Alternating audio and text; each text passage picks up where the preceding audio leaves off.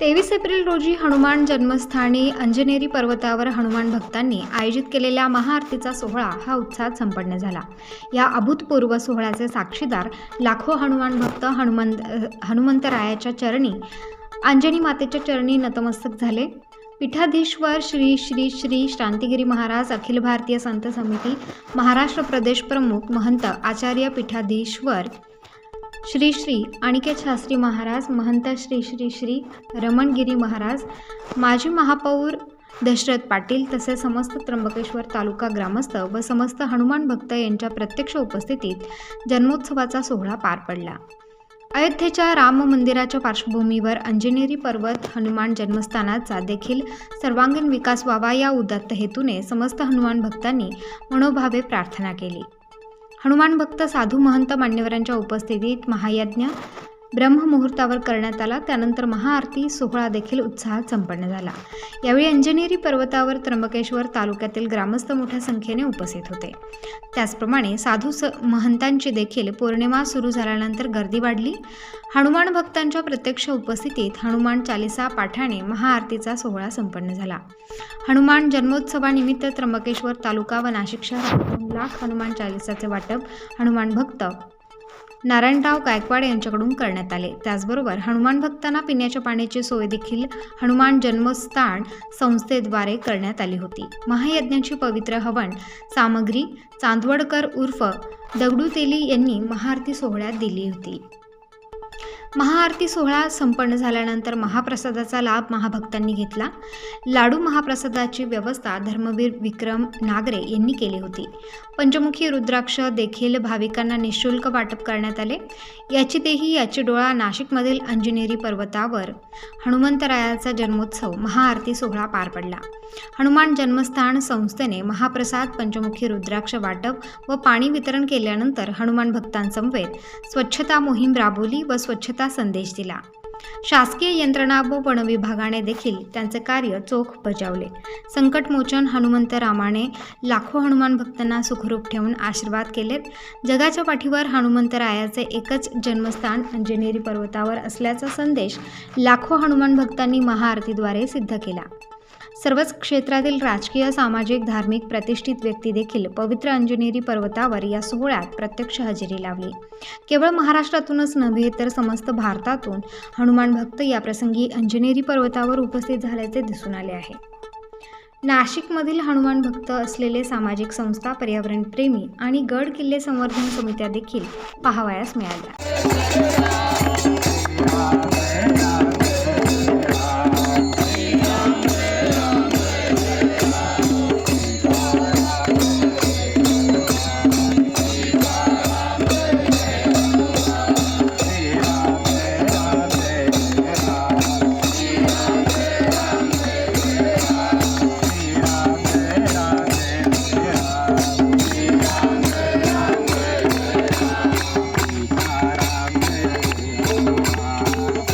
जय श्रीराम, जय हनुमान।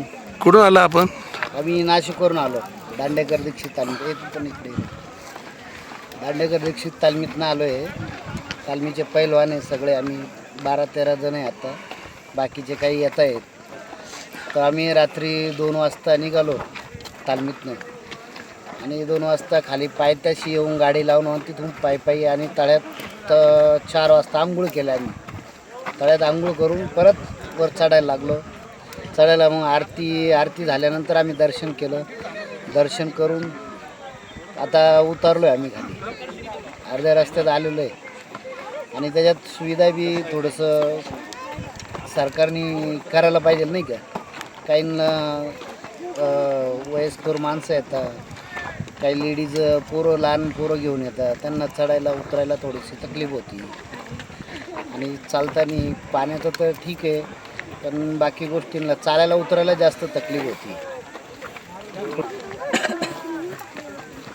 महाराजी आज हनुमान जन्मोत्सव उत्सवात आहे, कशा प्रकार तयारी, कशा प्रकार कार्यक्रम आयोजित केलेला आहे, आपण काय सांगणार? आम्ही या ठिकाणच्या परिसरातले सगळे लोक, सगळे भक्त लोक आणि जी काही ह्या मारुती मंदिरासाठी, ह्या मारुतीच्या जन्मस्थानासाठी ज्यांच्या काही शुभेच्छा आहेत की हे मंदिर या ठिकाणी निर्माण व्हावं, यासाठी संपूर्ण जो समाज आहे इथला त्या समाजाने जवळपास 3:30 वाजेपासनं ही तयारी दर्शवलेली आहे. 3:30 वाजेपासून रात्रीपासून लोक इथे येऊन मुक्काम राहिलेले आहेत.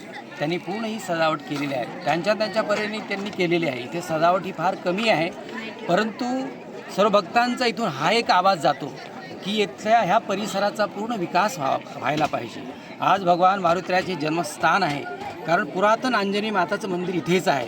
आणि म्हणून सांगितल्याप्रमाणे की सर्व सिद्ध काय म्हणतात की सर्व स्तरातून या ठिकाणी हे भगवान मारुतीरायाचं जन्मस्थान हे एकदम काय म्हणतात की त्याला एकदम सिद्धता त्याला प्राप्त झालेली आहे. आणि हे सर्वांनी मान्य केलेलं आहे. म्हणून इथल्या ह्या मंदिराचं संपूर्ण भारतवर्षामध्ये नाव व्हायला पाहिजे आणि विकास व्हायला पाहिजे. हीच येथले सर्व भक्तांची, सर्व समाजाची आणि साधू महंतांची, सर्व आखाड्यांची हीच एक मांग आहे.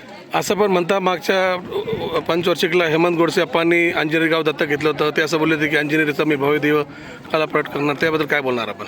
हां, ठीक आहे, परंतु राजकीय सत्तेच्या अगोदर धर्मसत्ता असते.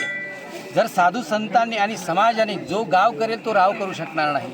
मग इथला जो समाज, साधू संत आणि आपण सर्व भक्त लोकांनी जर काही आवाज उठवला तर हे काम सगळ्यांच्या वरती आणि लवकरात लवकर होईल असं आमचं म्हणणं आहे. ओम हम हनुमते नमः. जय बजरंगबली. आज नाशिक जिल्ह्यासाठी हनुमान जन्मोत्सव हा खऱ्या अर्थाने विजयोत्सवसुद्धा आहे.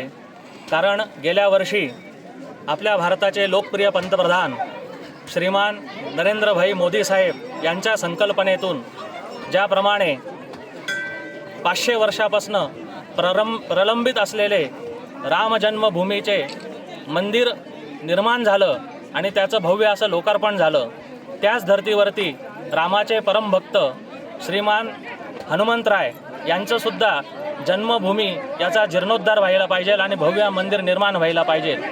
त्या अनुषंगाने त्यांनी सर्व संत समाजाला आवाहन केलं की भारतामध्ये जवळजवळ 9 ठिकाणी हनुमान जन्मभूमीचा दावा केला जात आहे.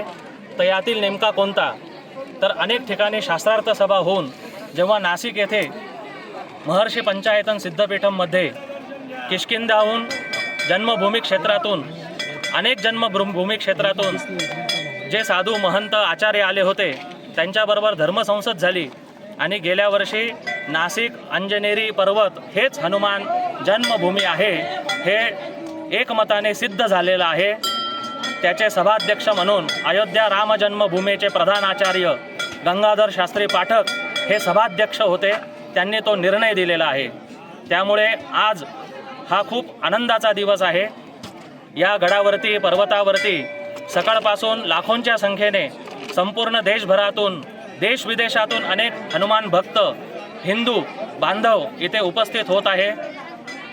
या सर्वांच्या व्यवस्थेसाठी स्थानिक नगरवासी असतील, ग्राम नगरवासी असतील, त्र्यंबकेश्वर नगरवासी असतील आणि प्रशासन असेल यांनी खूप चांगला बंदोबस्त दिलेला आहे.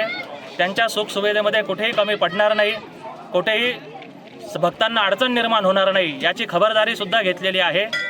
आणि मी शासनाला विनंती करतो की राज्य सरकार असेल, केंद्र सरकार असेल यांच्या संयुक्त विद्यमानाने येथे हनुमान जन्मभूमीचं भव्य निर्माण व्हायला पाहिजे. संपूर्ण जगभरामध्ये ज्याप्रमाणे अयोध्या राम जन्मभूमी एक नवीन कालचक्राची सुरुवात झालेली आहे, त्याचबरोबर हनुमान जन्मभूमीसुद्धा येणाऱ्या पिढीसाठी एक उत्तम उदाहरण आणि अमृतचक्राची सुरुवात या भूमीपासून व्हायला पाहिजे अशी मी विनंती करतो. जय श्रीराम. स्टार न्यूजसाठी मोहसिन पठाण, नाशिक.